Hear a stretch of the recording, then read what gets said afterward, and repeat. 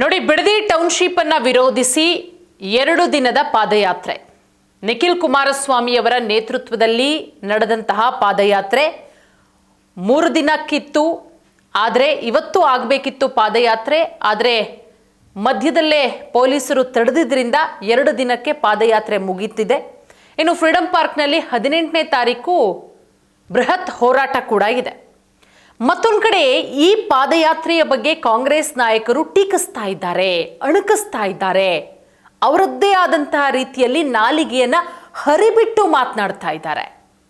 ಇನ್ನು ಮಾಗಡಿ ಶಾಸಕರು ನೂತನ ಸಚಿವರಾದಂತಹ ಬಾಲಕೃಷ್ಣ ಅವರು ಪಾದಯಾತ್ರೆಯ ಬಗ್ಗೆ ವ್ಯಂಗ್ಯವಾಡಿದ್ದಾರೆ. ಇವತ್ತು ಕೂಡ ಅಷ್ಟೇನೆ, ಇದು ಪಶ್ಚಾತ್ತಾಪದ ಪಾದಯಾತ್ರೆ. ಅಲ್ಲಿ ಬಂದವರು ಯಾರು ಕೂಡ ರೈತರೇ ಅಲ್ಲ, ಬೇರೆ ಬೇರೆ ಕಡೆಯಿಂದ ಕರ್ಕೊಂಡು ಬರಲಾಯಿತು. ಇದು ನಿಖಿಲ್ ಕುಮಾರಸ್ವಾಮಿಯವರ ಪಟ್ಟಾಭಿಷೇಕದ ಪಾದಯಾತ್ರೆ. ರೈತರ ಹೋರಾಟವನ್ನ ಬದಲಿಗೆ ನಿಖಿಲ್ ಕುಮಾರಸ್ವಾಮಿಯವರ ಪಟ್ಟಾಭಿಷೇಕದ ಪಾದಯಾತ್ರೆಯನ್ನಾಗಿ ಮಾಡಲಾಯಿತು. ನೋಡಿ, JDS ಹಾಗೆ ಕಾಂಗ್ರೆಸ್ ನಾಯಕರ ಈ ಒಂದು ತಿಕ್ಕಾಟ, ವಾಗ್ದಾಳಿ ತೀವ್ರ ಚರ್ಚೆಗೂ ಕೂಡ ಗ್ರಾಸ ಆಗಿದೆ. ನಿಖಿಲ್ ಕುಮಾರಸ್ವಾಮಿಯವರು ಕೂಡ ಅದಕ್ಕೆ ತಿರುಗೇಟನ್ನು ಕೊಟ್ಟರು.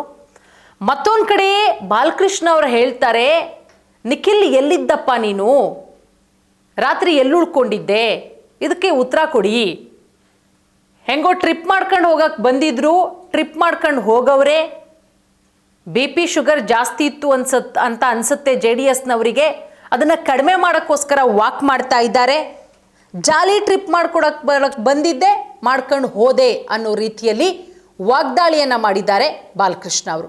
ಏನ್ ಮಾತಾಡಿದ್ದಾರೆ ಪಾದಯಾತ್ರೆಯ ಬಗ್ಗೆ ಬನ್ನಿ ನೋಡ್ಕೊಂಡು ಬರೋಣ. ರಾತ್ರಿ ಎಲ್ಲಿದ್ರಪ್ಪ ನಿಖಿಲ್ ಅಣ್ಣ?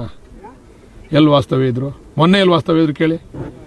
ಅವರು ಜಾಲಿ ಟ್ರಿಪ್ ಮಾಡ್ಕೊಂಡು ಹೋಗಕ್ ಬಂದವ್ರೆ, ಜಾಲಿ ಟ್ರಿಪ್ ಮಾಡ್ಕೊಂಡು ಹೋಯ್ತವ್ರೆ. ಎಲ್ಲಿ ವಾಸ್ತವ್ಯ ಇದ್ರು ಹೇಳಪ್ಪ?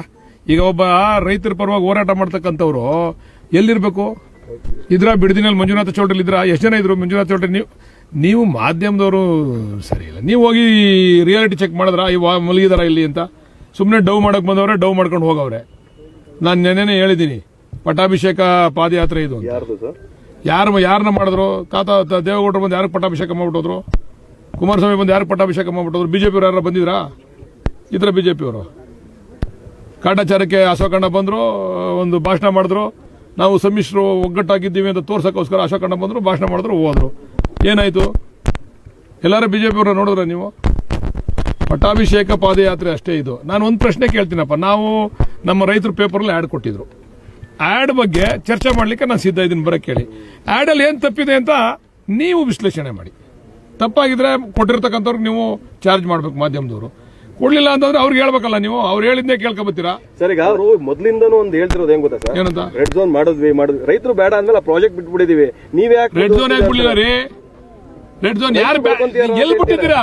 ಈಗ ಸದಾನಂದ ಗೌಡ್ರು ಆ ಪ್ರಾಜೆಕ್ಟ್ ಅನ್ನ ರೆಡ್ ಝೋನ್ ಅನ್ನ ತೆಗೆದ್ರಲ್ವಾ?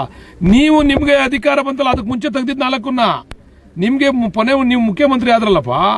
ಇವತ್ತು ಯಾವ್ದೋ ಮೀಡಿಯಾದಲ್ಲಿ ನೋಡ್ತಿದ್ದೆ, ಅವ್ನು ಹೇಳಿದ್ದು. ನಾನೇ ಹೋಗಿ ಕೇಳಿದೆ ಬೈರ್ಬಂಗ್ಲಾ ಸರ್ಕಲ್ ಅಲ್ಲಿ, ಇದು ನನ್ನ ಕನ್ಸನ್ ಕೂಸು ಮಾಡ್ತೀನಿ ನಡಿ ಅಂತ ಹೇಳಿ ಕಳ್ಸಿದ್ರು ನನಗೆ ಅಂತ ಅಂದ್ರು.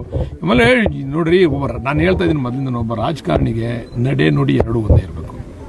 ಯಾವ್ದು ಅವಕಾಶಕ್ಕೆ ತಕ್ಕಂತೆ ಮಾತಾಡ್ತಕ್ಕಂಥವ್ನು ರಾಜಕಾರಣಿ ಅನ್ಸ್ಕೊಳ್ಳಲ್ಲ. ಬಾಲಿಶ ಹೇಳಿಕೆಗಳಲ್ಲ ಅವರವೆಲ್ಲ.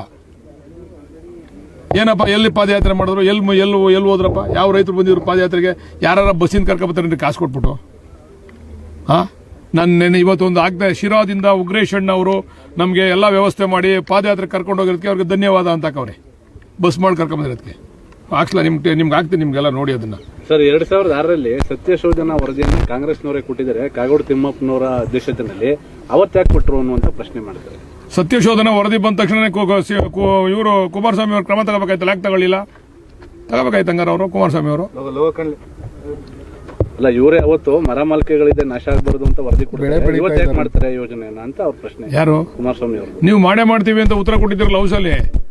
ಇಲ್ಲ ನಾವು ಮಾಡೇ ಮಾಡ್ತೀವಿ, ಅಲ್ಲಿ ಎಲ್ಲ ತುಂಬಾ ಕಲುಷಿತ ಆಗಿದೆ ನೀರು ಅಂತಕ್ಕಂಥ ಉತ್ತರನ ಕೂಡ ಕೊಟ್ಟವ್ರಲ್ಲ ಕುಮಾರಸ್ವಾಮಿ ಅವರು. ಹೌಸಲ್ಲಿ ಕೊಟ್ಟವ್ರ ಉತ್ತರನ. ಯೋಜನೆ ಮಾಡ್ಲಿಕ್ಕೆ ನಿಮ್ಮ ಹತ್ರ ಹಣ ಇಲ್ಲ ಇದ್ರೆ ಶ್ವೇತಪತ್ರ ಓಡಿಸಿ ಅಂತ ಕೇಳ್ತಿದ್ದಾರೆ. ಅವರು ಒಪ್ಪಿಗೆ ಕೊಟ್ರೆ ನಾಳೆಗೆ ಅವ್ರದ್ದು ಅಕೌಂಟ್ ಕಳಿಸ್ತೀವಿ ದುಡ್ಡ.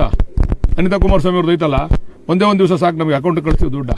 ಎಸ್, ಬಾಲಕೃಷ್ಣ ಅವರ ಮಾತನ್ನ ಕೇಳಿಸ್ಕೊಂಡ್ವಲ್ವಾ? ಈ ಟೌನ್ಶಿಪ್ ವಿಚಾರ ಎಷ್ಟರ ಮಟ್ಟಿಗೆ ಹಗ್ಗ ಜಗ್ಗಾಟ ಅಂದ್ರೆ, ನಾ ಕೊಡೆ ನೀ ಬಿಡೆ. ಆ ಭಾಗದ ರೈತರು ಹೇಳ್ತಾರೆ, ರಕ್ತ ಬೇಕಾದರೂ ಕೊಡ್ತೀವಿ, ಪ್ರಾಣ ಬೇಕಾದರೂ ಕೊಡ್ತೀವಿ, ನಮ್ಮ ಒಂದಿಂಚು ಭೂಮಿನೂ ಕೊಡಲ್ಲ ಅಂತ. ಮತ್ತೊಂದು ಕಡೆ ಬಾಲಕೃಷ್ಣ ಅವರು, ಡಿ ಕೆ ಶಿವಕುಮಾರ್ ಅವರು ಜಿದ್ದಿಗೆ ಬಿದ್ದವರಂತೆ, ನಾವು ಟೌನ್ಶಿಪ್ ಮಾಡೇ ಮಾಡ್ತೀವಿ. ಬಾಲಕೃಷ್ಣ ಅವರು ಎಲ್ಲರೂ ಕೊಟ್ಬಿಟ್ಟಿದ್ದಾರ್ರಿ, 20% ರೈತರಷ್ಟೇ ಕೊಟ್ಟಿಲ್ಲ, 80%. ಅಲ್ಲಿ ಬಂದಿದ್ರಲ್ಲ ಬಾಲಕೃಷ್ಣ ಅವರೇ ಪಾದಯಾತ್ರೆಗೆ. ಹಾಗಾದರೆ ನೀವು ಹೇಳೋ ಪ್ರಕಾರ ಆ ಟೌನ್ಶಿಪ್ ವ್ಯಾಪ್ತಿಗೆ ಒಳಪಡುವಂತಹ ರೈತರು ಯಾರು ಬಂದೇ ಇಲ್ವಾ? ಯಾಕೆ ಈ ರೀತಿ ಜಿದ್ದಿಗೆ ಬಿದ್ದಿದ್ದೀರಾ? ನಿಮ್ಮ ರಾಜಕೀಯ ಕೆಸರರ ಚಾಟವನ್ನು ಬಿಟ್ಟುಬಿಡಿ. ಅಲ್ಲಿರೋ ರೈತರನ್ನ ಅರ್ಥ ಮಾಡ್ಕೊಳ್ಳಿ. ನಿಮಗೆ ಕಾಂಗ್ರೆಸ್ ಪಕ್ಷದವರಿಗೆ ಭಯ ಇಲ್ಲ ಅಂತ ಅಂದ ಮೇಲೆ ರಾತ್ರೋರಾತ್ರಿ 2 ಕೋಟಿ ಇದ್ದದನ್ನು ಯಾಕೆ 3 ಕೋಟಿ ಮಾಡಿದ್ರಿ ಎಕರೆಗೆ? ಇದಕ್ಕೆ ಬಾಲಕೃಷ್ಣ ಅವರು ಉತ್ತರ ಕೊಡಬೇಕಲ್ವಾ?